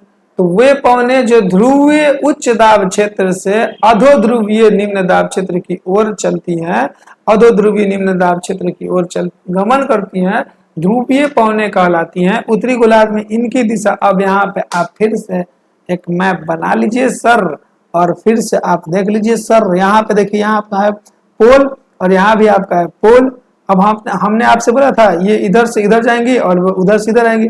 अब यहाँ पे आप सीधा डिसाइड कर दीजिए कि अगर उत्तरी गोलार्ध है तो दाईं ओर मुड़ जाएगा भाई, तो उत्तरी गोलार्ध है तो दाईं ओर मुड़ जाएगा, और इधर, हाँ उत्तरी गोलार्ध है तो दाईं ओर मुड़ जाएगा। अब इधर से इधर आ रहा है तो मुंह करिए इधर, और इधर करने के बाद दायां देख लीजिए किस साइड होगा। तो आपका दायां किस साइड होगा? यहाँ पोल है, और पोल से ये दायां जाएगा इस साइड, और यहाँ से ये जाएगा इस साइड, ठीक है। तो बस यही है आपका दक्षिणी गोलार्ध में दिशा, ये उत्तरी गोलार्ध में दिशा। यहाँ से पोलर से चलेगा तो इधर साइड मुड़ जाएगा। यहाँ पोल से चला, पोल से चलने के बाद मुड़ा मुड़ा किस दिशा में मुड़ा? कोरिलेस बल के कारण मुड़ गया, एकदम मुड़ के फिर ये भी सीधा हो जाएगा, और सीधा होकर इस डायरेक्शन में हो जाएगा। देखिए थोड़ा सा आराम से चीजों को बताने में ज्यादा समझ में आता है, ठीक। देखिए समझाते हैं, बस वो चीज आप माइंड में रख लीजिए कि बोर्ड होगा अगर डायरेक्शन, एक सेकंड देखिए, ये अपना पोल है, ये अपना पोल है, यहाँ से हाई प्रेशर इधर चलेगी, यहाँ से हाई प्रेशर इधर चलेगी। हमने आपको बताया था कि अगर ऊपर से नीचे आएगा तो आप बोर्ड साइड मूव कर लीजिए, बोर्ड साइड मूव कर लीजिए। अब देखिए गोलार्ध कौन सा है, तो गोलार्ध है नॉर्थ गोलार्ध, दाईं ओर मोड़ दीजिए, तो दाईं ओर मुड़िएगा तो ये पवनें इस डायरेक्शन से इस डायरेक्शन में आ जाएगी, इस डायरेक्शन से इस डायरेक्शन में आ जाएगा। अब ये देखिए ये डायरेक्शन कौन सा डायरेक्शन को शो कर रहा है, एक सेकंड, दाएं, सॉरी बहुत बड़ा मिस्टेक हो गया। यहाँ देखिए हम ही बताएं, हम ही गलती कर दिए। यहाँ पे देखिए, यहाँ देखिए एक सेकंड, यहाँ देखिए ये हुआ इस साइड। अब हम मूव करेंगे इस साइड, मूव करेंगे इस साइड तो राइट हैंड हुआ इस साइड, उत्तरी गोलार्ध है तो पौने मुड़ेंगी इस साइड, सॉरी ये पौने मुड़ेंगी इस साइड। अब ये फ्रंट है, दक्षिणी गोलार्ध है तो ये मुड़ जाएंगी बाएं साइड, तो मेरा बायां इस साइड होगा तो मेरा बायां इस साइड मुड़ जाएंगी। तो देखिए इस साइड ये मुड़ रही है। अब यहाँ से जैसी आप पहले मोड़ लीजिए, पौन ऐसे मुड़ गई। अब ये देखिए मैप में बनाइए इसको, ये किस डायरेक्शन में मुड़ रही है। यहाँ से आप बाटी है तो देखिए किस डायरेक्शन में आपको मुड़ रही है, आपको मुड़ता हुआ पता चल जाएगा। ये यहाँ चलती है और यहाँ मुड़ जाती है। देखिए आपको फिर से समझाते हैं, जब तक समझ नहीं आएगा आपको तब तक समझाने मेरा काम है, क्योंकि मैं यहाँ अपने अप्रोच को शेयर करने आया हूँ, जिस अप्रोच से मैंने सीखा है, इसीलिए मैंने इस चैनल का नाम एस्पिरेंट अप्रोच रखा था। ठीक है गाइज, यहाँ से देखिए पोलर, ये पोलर है। अब यहाँ से मैंने आपको बताया था कि अगर ये इस डायरेक्शन में हो तो आप कैमरा की तरफ मूव करिए और ये दक्षिणी गोलार्ध तो बाईं ओर मोड़ दीजिए, तो मेरा दायां ये, मेरा बायां ये, हवाएं मुड़ जाएंगी, हवाएं मुड़ जाएंगी ऐसे। अब मुड़ गई। अब यहाँ पे पारिए आप ये डायरेक्शन, अब डायरेक्शन पार देख लीजिए, ये किधर से चली, तो यहाँ से चली। कहाँ चली भाई, तो दक्षिणी गोलार्ध में चली भाई। कहाँ से, तो साउथ ईस्ट से चली, और कहाँ चली, उत्तर पश्चिम की ओर। उसी प्रकार से आप यहाँ पे देखिए, पहले मोड़ लीजिए, उसके बाद आप ये डायरेक्शन बना लीजिए। देखिए ये वो पोलर, पोलर से चलाइए ऐसे। अब ये अब आपको बताया था दीवार से मुड़ खाइए, दीवार की साइड मुंह करिए और राइट साइड मुड़ जाइए। तो राइट साइड मुड़िएगा तो आप आइएगा इस साइड, इस साइड आ गए। अब आ गए तब यहाँ पे बना दीजिए अपना ये अब आप देख लीजिए कि ये कहां से कहां चला, तो ये चला इधर से नॉर्थ ईस्ट से चलता है वो साउथ वेस्ट की ओर। इसी बात को हमने लिखा। और हाँ एक बात और, ये भी बेंड होगा ना सर, यहाँ भी तो पोलर पोल के पास है, तो ये भी एकदम बेंड होकर सीधा हो जाएगा। और जब सीधा हो जाएगा तो इस डायरेक्शन में ये सीधा हो जाएगा, ये इस डायरेक्शन में सीधा हो जाएगा। तो यहाँ खड़े व्यक्ति को लगेगा कि ये ईस्ट से आ रहा है, इसलिए इसे पूर्वा हवा कहा जाता है। पूर्वा और पछुआ हवा आप जान गए, ठीक है गाइस। यहाँ पे देखिए फिर से आपको थोड़ा सा, हम ही को ये संतुष्टि नहीं हो रहा है कि शायद यहाँ थोड़ा इमेज गजमजा गया था। आपको समझाते हैं, इसको गोले को मिटाते हैं पहले। देखिए गोल के हटा दिए, गोल का हटा दिए, हटा दिए। यहाँ फिर से ड्रा करेंगे। ये था अपना पोल गाइस, पोल, और यहाँ था साउथ पोल। पौने यहाँ से चली उत्तरी गोलार्ध है। अब उत्तरी गोलार्ध है तो पौने मुड़ेंगे दाईं ओर। तो अब आप दाईं ओर देखिएगा तो दाईं ओर इस साइड होगा, इस साइड पौने मुड़ जाएंगे, मुड़ गई। और यहाँ से दक्षिणी गोलार्ध तो पौने मुड़ेंगे बाईं ओर, तो पौने मुड़ेंगे बाईं ओर, पौने इस डायरेक्शन में मुड़ जाएंगे, पौने नीचे वाला तो फिर से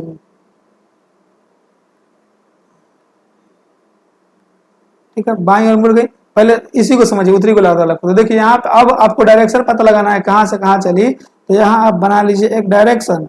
अब आप देख लीजिए कि ये पौने कहाँ से आप डिसाइड कीजिए। तो यहाँ था नॉर्थ, यहाँ था आपको ईस्ट, उत्तर पश्चिम से पौने चली। और कहाँ चली पौने, पौने चल गई आपको ये वेस्ट, ये साउथ वेस्ट में पौने चली गई। और ये कोलोनिस बल का अनुभव करते एकदम सीधी हो जाएंगी, एकदम सीधी हो जाएंगी उत्तरी गोलार्ध में। तो ये यहाँ खड़े व्यक्ति को लगेगा कि ये यहाँ खड़े, यहाँ कोई व्यक्ति खड़ा है तो इसको लगेगा कि ये पूर्व दिशा से आ रही है, इसलिए पूर्व हवा कहा जाता है।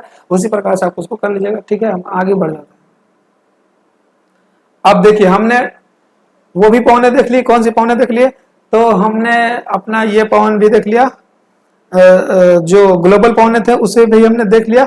अब यहाँ मौसमी पवनों को देखते हैं। तो मौसमी पवने उन्हें कहा जाता है मौसम के अनुसार उसमें चेंजेस आने लगता है। ग्लोबल वाइंड्स कहेंगे जो पूरे पृथ्वी पर लगातार एक ही दिशा में कंटिन्यूअस किसी भी समय में बहते रह रही हैं, वो हुए ग्लोबल वाइंड्स।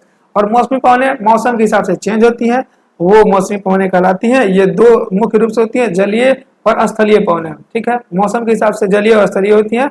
अब हम इनको अपने इंडिया के अकॉर्डिंग ही समझेंगे, किसी और देश के समझने से क्या फायदा। हम अपने इंडिया के अकॉर्डिंग समझेंगे किस प्रकार से मौसमी पवने काम करती हैं। तो चलिए आप अपना इंडिया का मैप लेते हैं, ठीक है। देखिए ग्रीष्मकाल और शीतकाल में समझते हैं। देखिए ग्रीष्मकाल में क्या होता है कि भारत के मध्य से गुजरता है कर्क रेखा। अब ग्रीष्मकाल में कर्क रेखा के लंबवत सूर्य का प्रकाश चमकता है। जब हमारे यहाँ ग्रीष्मकाल होता है तो सूर्य का प्रकाश कर्क रेखा के ऊपर चमकता है, और जो साउथ का भाग होता है वहां कर्क मतलब वहां सूर्य की किरणें तिरछी पड़ती हैं, ठीक है। उत्तरी गोलार्ध में ग्रीष्म काल में सूर्य जो है कर्क रेखा के ऊपर चमकता है ग्रीष्म काल में, ठीक है। तो जब यहाँ पे सूर्य चमकेगा तो यहाँ की नमी को, जो तापमान बहुत ज्यादा होगा, हाई प्रेशर होगा, तो यहाँ जो ह्यूमिडिटी नमी जो है यहाँ कम होगा, यहाँ की हवाएं जो है ऊपर उठने लगेंगी। यहाँ बिहार वहार जो भी क्षेत्र, ये मध्य प्रदेश, राजस्थान, गुजरात, जो भी क्षेत्र है, यहाँ पे लो प्रेशर का निर्माण होगा। और अपेक्षाकृत यहाँ समुद्र के भागों में इधर है आपको इधर बे ऑफ बंगाल है, और इधर अरब सागर है, या खंबात की गाड़ी कर लीजिए, या आप मन्नार करेंगे, मतलब ये जो क्षेत्र है। तो सूर्य ग्रीष्म काल में उत्तरी गोलार्ध में 23 डिग्री पे जो होता है वो लंबवत चमकता है, तो यहाँ निम्न दाब का क्षेत्र बन जाएगा।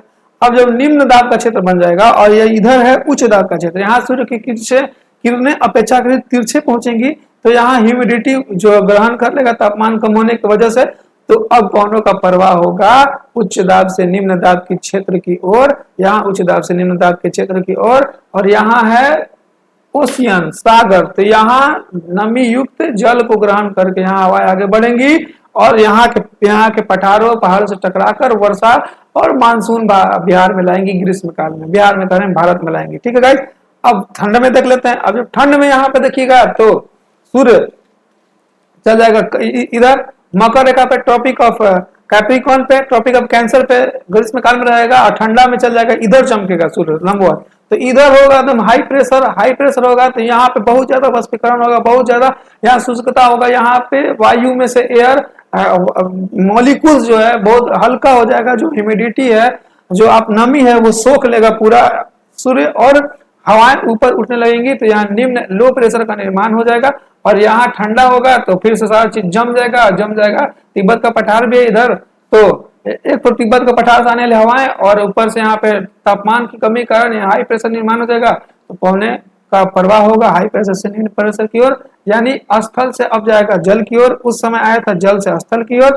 तो मौसमी पवनें भी दो प्रकार की होती हैं, एक होती है जलीय समुद्री पवनें, दूसरी होती है स्थलीय पवनें। तो हमने जलीय समुद्री पवनों को देख लिया, ग्रीष्म काल में जलीय हो जाएंगी और शरद काल में ये जमीन से इधर जा रही है, किधर जमीन से जा रहे हैं ये जल की ओर, तो ये स्थलीय पवनें कहेंगे, जहां से जाती वही कहलाते हैं।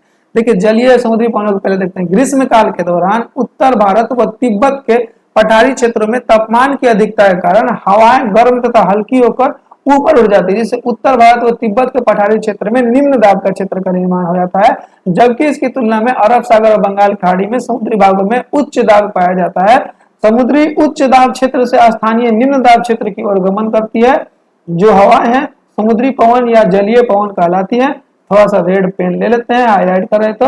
अतः ये पवनें जल से युक्त होने के कारण भारत में वर्षा कराने में योगदान देती है, मानसून लाती है। ठीक है, अब हम फिर से देख लेते हैं कौन सी स्थलीय पवन। शीतकाल के दौरान उत्तर भारत व तिब्बत के पठारी क्षेत्रों में तापमान की अधिकता के कारण गर्म आर्द्रता युक्त एवं भारी होकर नीचे की ओर गिरती है, जिससे उत्तर भारत और तिब्बत के पठारी क्षेत्रों में उच्च दाब क्षेत्र का निर्माण हो जाता है। इसकी तुलना में अरब सागर और बंगाल की खाड़ी के समुद्री भागों में निम्न दाब पाया जाता है और स्थल से जल की ओर जाने लगती है, तो ये स्थलीय पवनें कहलाती हैं। ठीक है गाइस, मेरे लैपटॉप का बैटरी भी गाइस यहाँ पे कम हो चुका है 24%।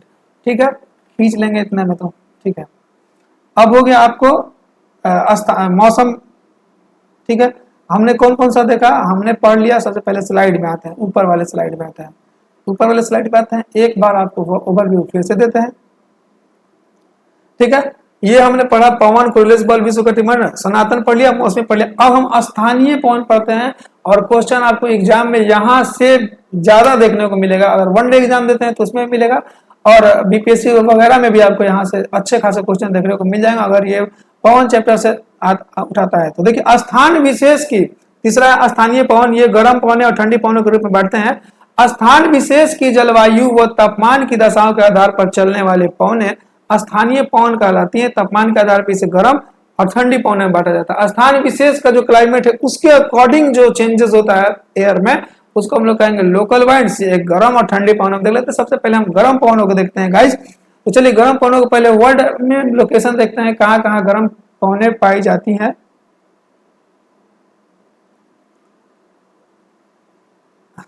वो चीज ही डिलीट हो गया। ठीक है, फिर भी हम आपको यहाँ पे समझाते हैं। ठीक है, यहाँ मैंने सारा ये प्रीफेस बना कर रखा था, वो प्रीफेस हट गया। देखिए यहाँ पे आपको समझाते हैं।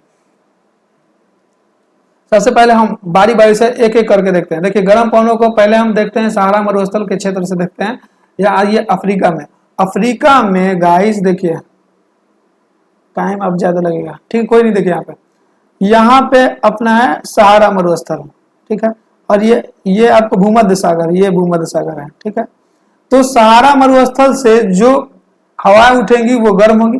तो सहारा मरुस्थल से अरब प्रायद्वीप की ओर जाने वाली जो हवाएं होगी, ये अरब का प्रायद्वीप है, उसे सीमूम कहते हैं। सीमूम कहते हैं। क्या?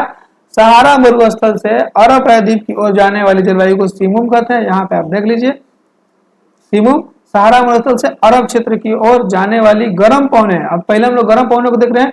सहारा मरुस्थल है, ऐसे ही जान रहे हैं टेम्परेचर हाई होगा। ठीक है, स्थानीय पवन है। तो आपको बता दें कि अरब क्षेत्र की ओर बहने वाली हवाएं कौन होगी, जो सहारा मरुस्थल जाएगी, वो सीमूम कहलाएगा। ठीक, उसके बाद अब यहाँ देखिए सीमूम समझ गया। अब देखिए सहारा मरुस्थल से यहाँ पे एक देश है मिस्र देश। यहाँ मिस्र देश की ओर जाने वाली हवाएं को खमासीन कहते हैं। क्या कहते हैं? खमासीन कहते हैं। खमासीन का अर्थ होता है 50। ठीक है, खमासीन का अर्थ होता है 50। तो सहारा मरुस्थल से अरब प्रायद्वीप की ओर जाने वाली हवाओं को सीमूम, मिस्र देश की ओर जाने वाली हवाओं को खमासीन कहते हैं। ठीक है, उसके बाद यहाँ पे फिर से आप देखिए, फिर से मैप में आइए, या फिर बोलिए तो मैं एक साथ सारी बातों को बोल दूं, वो भी मैं कर सकता हूँ। ठीक है, अब देखिए सहारा मरुस्थल से यहाँ पे लीबिया देश पाया जाता है। देखिए यहाँ सहारा मरुस्थल से लीबिया देश की ओर लीबिया देश की ओर जाने वाली जो हवाएं हैं, उन हवाओं को कहा जाता है गिबली के नाम से जाना जाता है। देखिए थोड़ा मैप को देखिए, सहारा मरुस्थल से अरब प्रायद्वीप की ओर जाएगा सिमूम, सहारा मरुस्थल से मिस्र देश की ओर जाएगा खामासीन, सहारा मरुस्थल से लीबिया देश की ओर जाएगा वो कहेगा आपको कौन सा हुआ, गिलिया, कौन गिलिया, गिलिया या गैम्बिया, गिलिया, गिबली, गिबली का आएगा, ठीक है, गिबली। ठीक है गाइस, थोड़ा सा मेरे माइंड से भी अब निकल रहा है क्योंकि ये बहुत देर से मैं बोल रहा हूँ और प्यास का अनुभव हो रहा है। ठीक है, कोई यहाँ देखिए लीबिया देश को जाएगा उसको कहेंगे गिबली, गिबली कहेंगे। एक बार मैं फिर से सारी चीजों को पढ़ देता हूँ, उसके बाद आपको मैप में लोकेट कराता हूँ, तब ज्यादा अच्छा रहेगा क्योंकि कुछ कुछ बातें मेरे माइंड से भी गिबिया गिलिया हो रहा है। ठीक है, क्योंकि ये वर्ड इस प्रकार का होता है। देखिए, हाँ, पढ़ते जाऊंगा और लोकेट करते जाऊंगा। देखिए, सिरोक्को जो है सहारा मरुस्थल से भूमध्य सागर होते हुए इटली देश, आप अभी क्या करिए कि एक मैप लेके बैठ जाइए और बस पेन को चलाते चलिए। देखिए, सहारा मरुस्थल से भूमध्य सागर होते हुए इटली देश के और चलने वाली गर्म जो हवा है उसको सिरोक्को कहेंगे। ठीक है, देखिए इटली देश की ओर सहारा मरुस्थल से अब इटली देश, आपको इटली देश लोकेट कराते हैं। देखिए इटली देश, इटली देश, देखिए इटली देश आपको लोकेट कराते हैं। देखिए ये अपना इटली देश, ये हुआ इटली देश, इटली।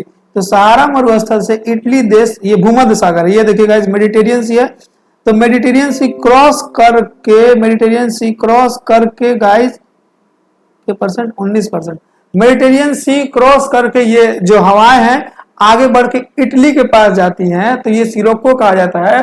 और ये जब हवाएं उठती हैं यहाँ सहारा मरुस्थल से तो ये लाल पीली युक्त होती हैं और ये भूमध्य सागर के जो नमी है इसको लेके ये नमी को लेके आगे जाके इटली में ये वर्षा करती हैं और ये लाल हो जाती हैं। यहाँ से आप नमी जब ग्रहण करती हैं, इसके ऊपर जब ये गर्म हवाएं चलती हैं और नमी को खींच लेती हैं, तो ये जो हवाएं हैं वो वर्षा कराती हैं जाके, तो इसे ही खून वर्षा कराने वाला पवन कहा जाता है, सिरोक्को पवन को। ठीक है गाइस, अब आगे बढ़ जाते हैं।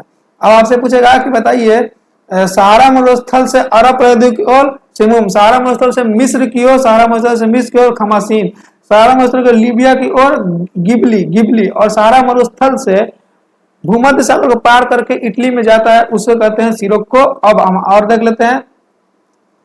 देखिए सिरोक्को हो गया, अब हम आगे बढ़ते हैं। सिरोक्को हो गया, इसे रक्त वर्षा कराने में वर्षा कहा जाता है। अब लेवेस देख लेते हैं।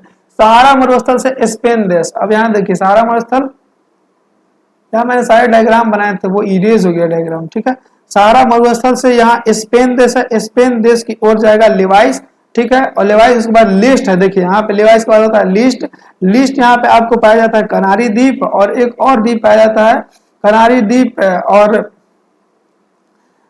मेडेरा, मडेरा और कनारी द्वीपों के मध्य, मडेरा और कनारी द्वीपों के मध्य चलने वाला जो है वो लिस्ट कहलाता है। ठीक है, उसके बाद हार्मेटन होता है, हार्मेटन। अब यहाँ पे देखिए आराम से समझिए, सारी बातों को एक बार एक स्लाइड में फिर समझिए, सारी चीजों को मिटाता हूँ। देखिए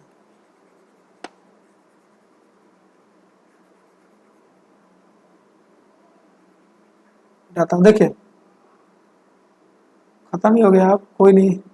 यहाँ देखिए ये हुआ आपका सहारा मरुस्थल, सहारा मरुस्थल से अरब की ओर सिमूम, सहारा मरुस्थल से मिस्र की ओर खामासीन, खामासीन, सहारा मरुस्थल से आप चल जाइए लाइबेरिया, लाइबेरिया की ओर, तो वो कहता है गिबली, गिबली कहलाता है। और सहारा मरुस्थल से आप भूमध्य सागर को पार करके चल जाइए इटली, तो वो कहेगा सिरोक्को, सिरोक्को को रक्त वर्षा कराने वाली पवन कहा जाता है। उसके बाद यहाँ से स्पेन चल जाएगा तो लेवाइस हो जाएगा, और यहाँ से आप यहाँ दो द्वीप पड़ता है मडेरा और कनारी द्वीप, इसके मध्य जाएगा तो लिस्ट कहलाएगा।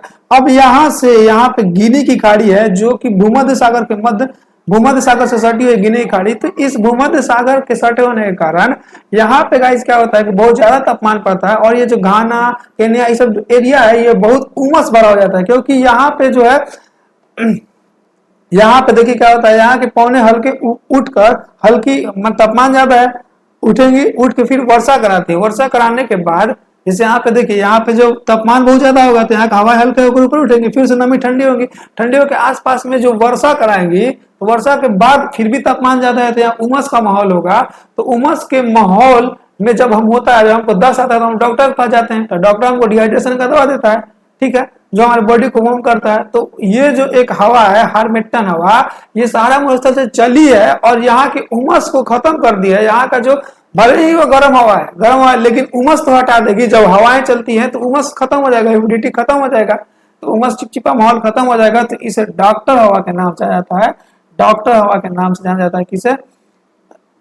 आपको हार्मेटन हवा को माना जाता है, डॉक्टर पवन की संज्ञा दी गई है। ठीक है गाइस, अब हम आगे बढ़ जाते हैं। अब देखिए फोन पवन है, फोन पवन की एक बार समझ लेते हैं। देखिए फोन पवन यहाँ पे है, देखिए फोन पवन है, फोन फ्रांस है। देखिए फोन यहाँ फ्रांस से चलती है स्विट्जरलैंड के बीच एक हवा, इसे फोन पवन कहा जाता है। और ये गर्म पवन, गर्म हवा का उदाहरण है। ये हवाएं जब फ्रांस से स्विट्जरलैंड के बीच चलती है तो फ्रांस में बहुत सारे अंगूर के बागान पाए जाते हैं, अंगूर को सुखाते हुए आगे बढ़ जाती है। इस प्रकार से ये जब अंगूर सूख जाते हैं तो दारू बनता है जिसका नाम है शैंपेन।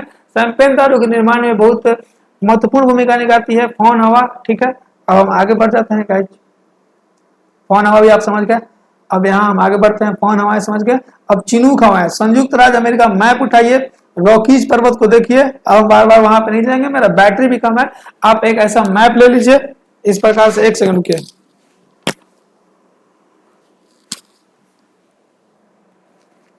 ये मैप है। आप देखिए चिनूक पवनों को देखना है तो आप चलिए रॉकीज पर्वत, आप फिजिकल मैप लीजिए, रॉकीज पर्वत के पास जाइए, उसको पार करने वाली एक पवन है जो गर्म पवन का उदाहरण है, चिनूक पवनें कहलाती हैं।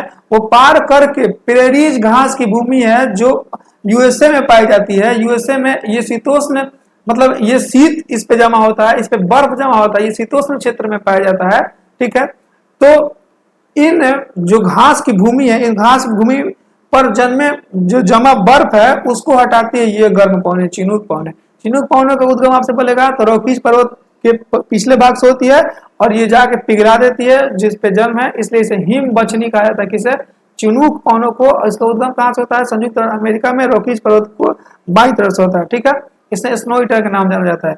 ये पवनें पशु चारण में सहायता करती हैं। अब जब बर्फ हट जाएगा तो पशु आराम से चारण कर पाएंगे, चारा कर पाएंगे। और फिर देखिए सांता आना पवन, ये भी गर्म पवन है। यूएसए देश का कैलिफोर्निया प्रांत, देखिए यूएसए देश का कैलिफोर्निया प्रांत है, कैलिफोर्निया प्रांत में चलने वाले पवन कौन सा है? तो सांता आना पवन है। उसके बाद अब कुछ पवनें आपको और देख लीजिए, ब्लैक रोलर पवनें हैं। तो ब्लैक रोलर पवनें आपको कहाँ चलेंगी? उत्तरी अमेरिका महाद्वीप में चलने वाली गर्म पवनें हैं। लू इंडिया में चलने वाली है, भारत में राजस्थान बिहार को चलने वाली हवाएं।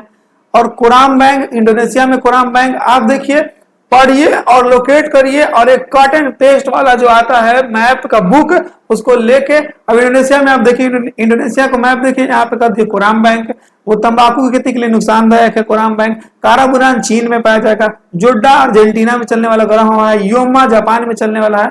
तो इस प्रकार से आप मैप को लोकेट करते चल जाइए। ब्रिक फिल्डर ऑस्ट्रेलिया में है, नॉर्वेस्टर्न न्यूजीलैंड में, वर्ग दक्षिणी अफ्रीका में है, और ट्रोमेंटन ये आपको मध्य यूरोप में। अब आपको लेगा इतना सारा हवा है, कैसे याद होगा भाई?